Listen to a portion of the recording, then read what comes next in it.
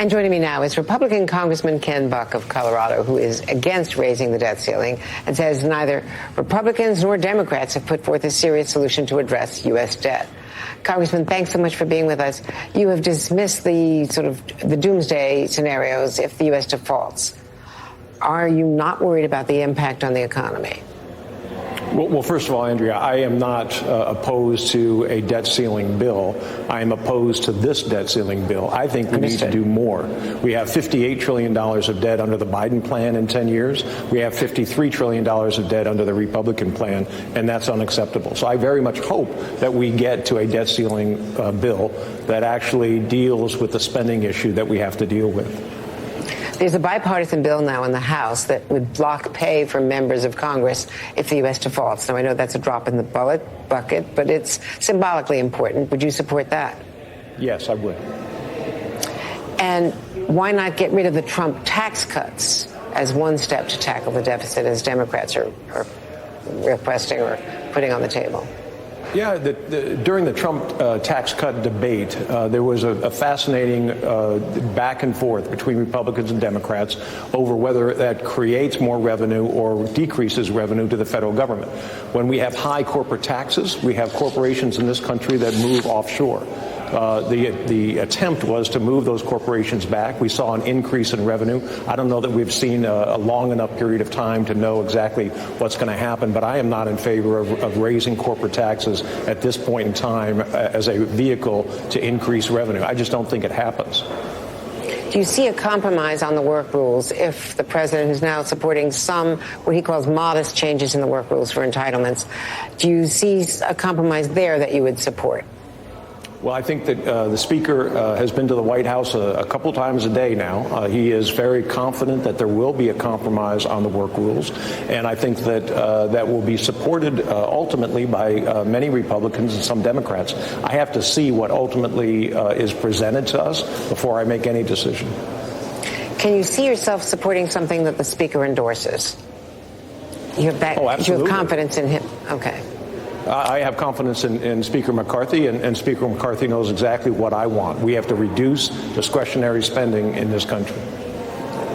Let's talk about 2024. Who would be better positioned to defeat Joe Biden, do you think, Donald Trump or Ron DeSantis, who are clearly the two leading candidates right now as far as the race? I think it's so early.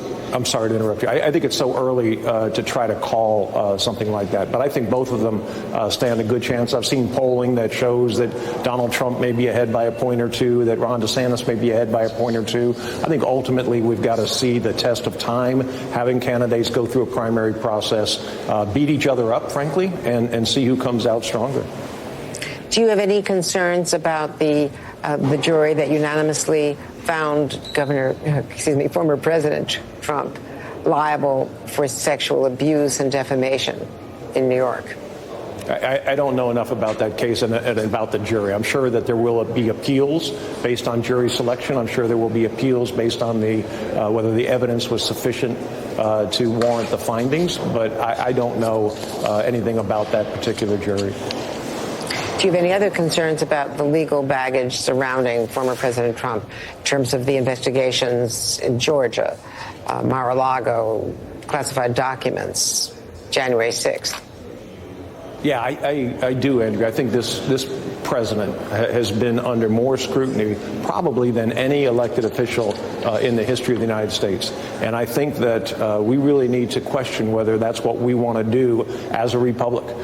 If he has committed a crime, so be it. But to put him, I believe there are a dozen now civil and criminal investigations and civil cases. And that is really a burden that we need to rethink if we're going to have the very best people in this country run for president of the United States. And from what you've seen so far, what do you think about Governor DeSantis? You served with him in the House, so you've known him for quite some time. Yes, I sat next to Ron in the Judiciary Committee for 4 years. A very bright politician in person. And I think a lot of Republicans are very happy with how he handled the COVID situation as a governor in Florida. So I think that gives many Republicans confidence that when faced with difficult issues, he will do his very best to balance the interests.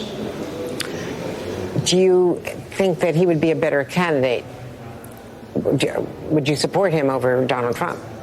Like I said earlier, I think it's very early at this point to know what kind of baggage is out there for either of those candidates. I think we're going to have other good candidates, Nikki Haley, Tim Scott, others that will present, and we'll see exactly who is able to handle the fire and the chaos of primaries the best and come out as a likely winner in the for the general election. And yesterday, the House Republicans blocked Democrats' attempt to expel disgraced Congressman George Santos after he pleaded guilty to fraud charges earlier, fraud charges in Brazil.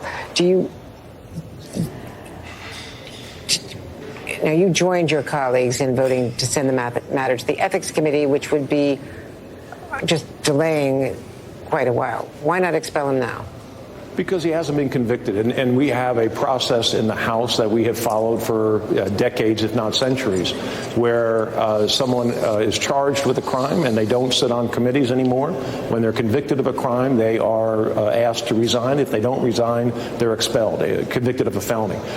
It has happened to Democrats, it's happened to Republicans. But to make this a special case and to say that for some reason George Santos is unlike all the other cases that have come before the House, I don't think is fair. And so I think we did the right thing. He will have his day in court. We believe in this country that a defendant is innocent until proven guilty, and we'll see what happens after his trial. Congressman Ken Buck of Colorado, thank you very much. Let's talk again as we proceed on this debt ceiling track. Appreciate it. Thank you.